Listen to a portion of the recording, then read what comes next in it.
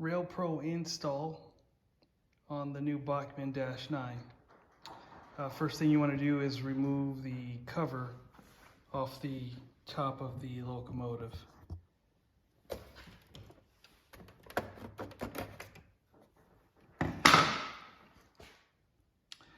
And then you have 6 screws that need to be removed. I've already installed Railpro on this one, but I'm going to take you through the steps and show you what I did. When you do install it, I'm using track power. Make sure you switch this to large scale. Okay, now that all the screws are removed, we're going to lift up the switch panel to access the circuit board.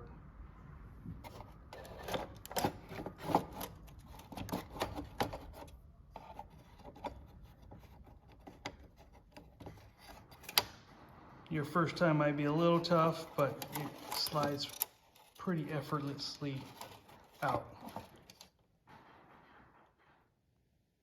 Okay, so before we install everything, what I did was I took the plug and play switchboard out.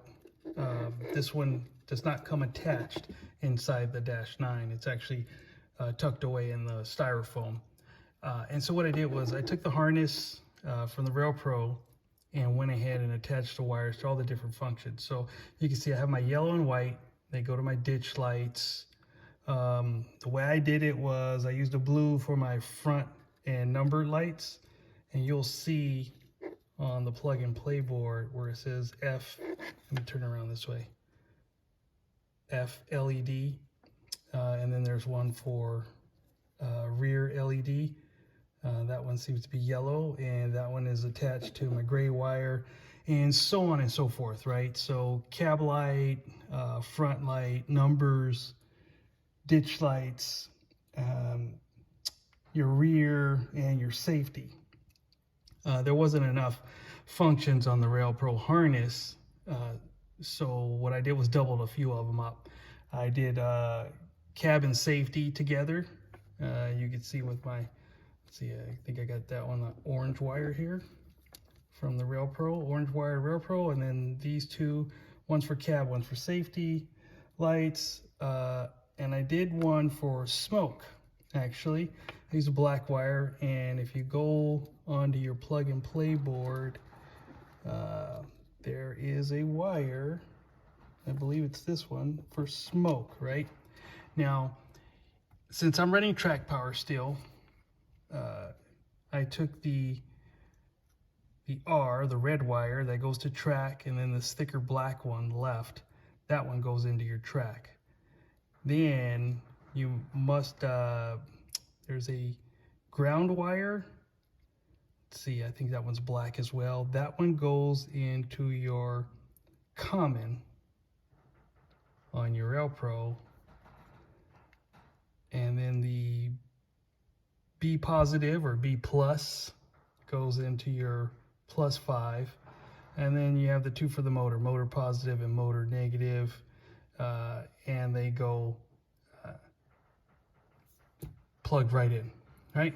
So once you have your wires already screwed into your terminals and your harness and all the functions, and you wrote them down, are good to go, you can shrink wrap them, or I soldered and then used the little heat shrinking devices to keep them covered.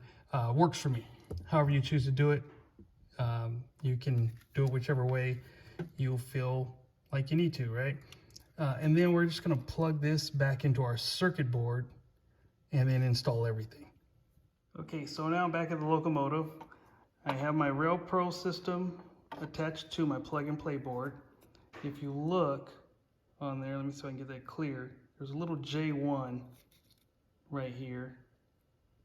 The J1, that goes plugged into this side of your circuit board. So the pins, they'll line up, and all you gotta do is plug this in here, attach it, tighten up your wires, and then push them into the shell and screw back down your switchboard. I'll show you how easy that is.